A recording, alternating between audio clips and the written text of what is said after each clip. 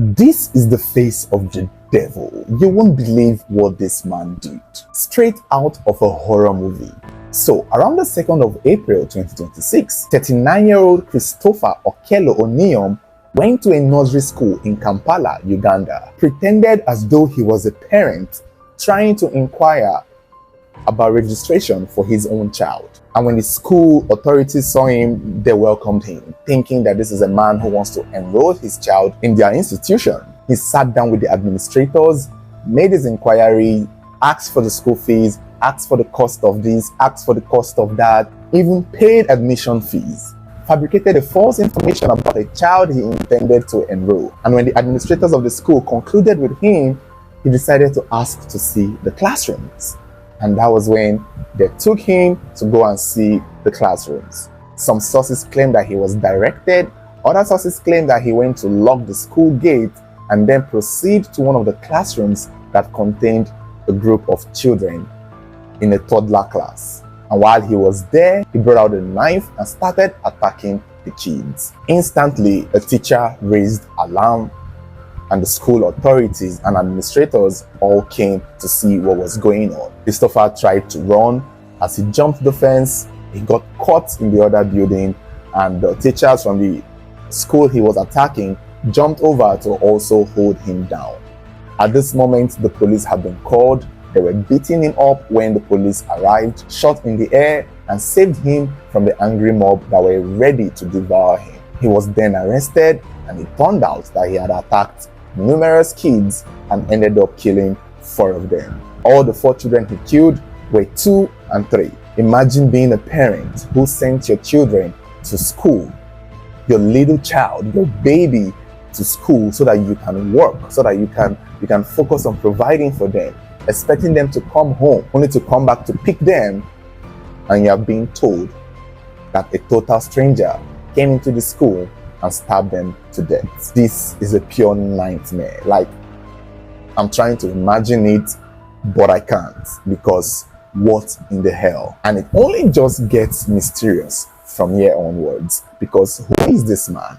Who is Christopher? Why did he do what he did? Why did he target that school? Was this specific? Was he sent? Is this some kind of spiritual attack? Or is he a madman? Because he did not seem mad when he was talking to the administrators, when he was making inquiries, when he was paying admission fees, when he was filling up the document for a fake child that he was pretending to enroll just to get access into the classrooms to attack the children. Why did this man do what he did?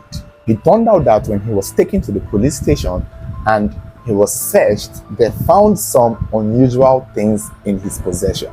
2 American passports, 2 mobile phones, 2 laptops, a US driving permit, a sanity medical form, as well as a certificate of good conduct. It's unclear if he had this in a bag, or if he had this in his pocket, or if he had it in a car that he drove, or if they went to his house to find it. But these were things that is believed to be in his possession that raised a lot of questions, because throughout the investigation, they figured out that this man had not been in Uganda for nearly 20 years. He had been living in another country.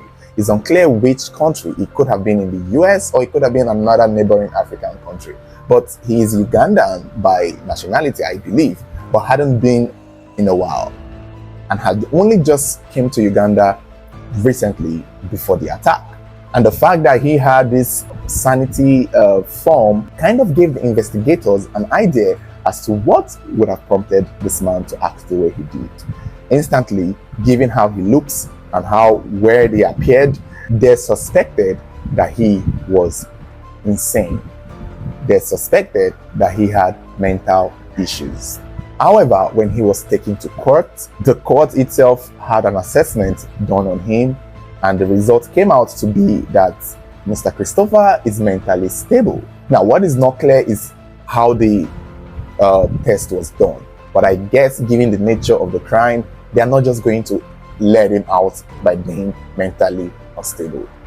They won't do that. Probably that was why he had the medical form in his possession, because he knows when he does this kind of thing, he is going to get caught, chased, and he's going to probably use it as a leverage. They even figured out that back in 2017, in wherever he was, he may have killed somebody, a relative of his, a cousin, because now people who know him are speaking out that back then his relative had died mysteriously and people suspected him.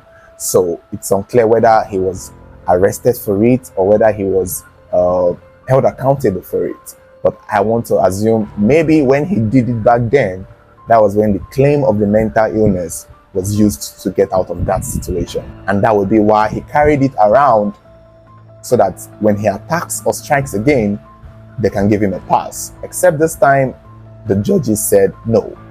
He is mentally stable and he is fit to stand trial. And I agree, because if you are mentally unstable, you most likely be in your house. I've said this many times. If somebody is that crazy, that mentally unstable, go and pick comb on the road. Go and pick, take off your clothes, walk. There's a way we used to see mad people back in the day on the streets, in the dustbin. Be there, go there and be there. You can't say you're mentally unstable and then you get dressed, pick up a knife, pick up documents with 2 mobile phones in your possession, laptops, transport yourself to a school, speak fluently and believably to administrators, fill up documents, pay fees, and now you're mad, now you're unstable, because when you were filling those forms, you spelled everything correctly. So I don't know when the mentally instability came from. It's a little too convenient that when it's time for trial, they all want to claim mad. His motive was still unclear. If he is unstable, then why did he do this? What made him do this? According to sources, it's been alluded that Mr. Christopher had used his mouth to say the reason why he did those things to those kids was because he believes in money rituals. He believes in human sacrifices as a way to get wealth. One other source claimed that he was told by a specific native doctor, a specific spiritualist, that to become wealthy and rich again, maybe enough to go back to the USA where life was good, he would have to kill a certain amount of kids. And that would have been what prompted him to go there and do it. People are saying whoever the man that gave him that instruction is should also be arrested, if at all there was somebody who told him to do that. But while Christopher's conversation is going on, many people are more concerned about the safety of schools for children. How did they just let this man in like that? How did he get access? How was it so easy for him to go into a toddler's classroom and kill 4 children? How? The school itself was shut down, as well as other schools, and the government of Uganda is calling for schools to tighten their security, put in place a more effective security measures to protect kids. And that is just what it is. Schools are just easy targets for criminals who have bad intentions. Even with the way he looks, some schools should have profiled him with that bowed head of his and how skinny he looks. They should have instantly tell that, now this man looks like he's hungry. I don't think he can pay the fees for children to come here. He needs food. They would have searched him and they would have seen the knife. If they had a metal bar detector, that would have also helped. Even aside that, I'm not going to lie to you, even back in the day, schools were just a risky field for violence, because you don't know what these kids are bringing in from their houses. You don't know who is carrying a knife in their bag. I've heard stories of kids who come to school with weapons and fight themselves. So these things are things that I feel like most schools should pay more attention to. It's just that it's not something that would last for a long time before the school drop their guard and it happens again. Clearly, this doesn't happen often enough for concerns to be raised, but this one incident is enough to pretty much change a whole lot. Because as a parent, I cannot imagine sending my child to school, expecting them by the end of the day, only for the school to bring them in a body bag. No. Or only for the school to tell me, yeah, sorry, yeah, you can, your child, if you just go to the mortuary, that's where your child is.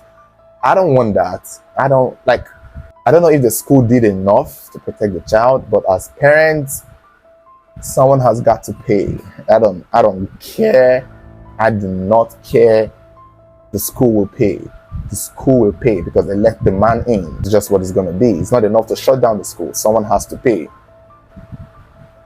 I don't know. In cash, by the way, in cash. Because obviously you can't bring the boy back to life. And there's nobody to punish other than the killer. So the school who was responsible for the protection of my child, run me my check. I'll send you my bank account. I want to see an alert in the millions, by the way.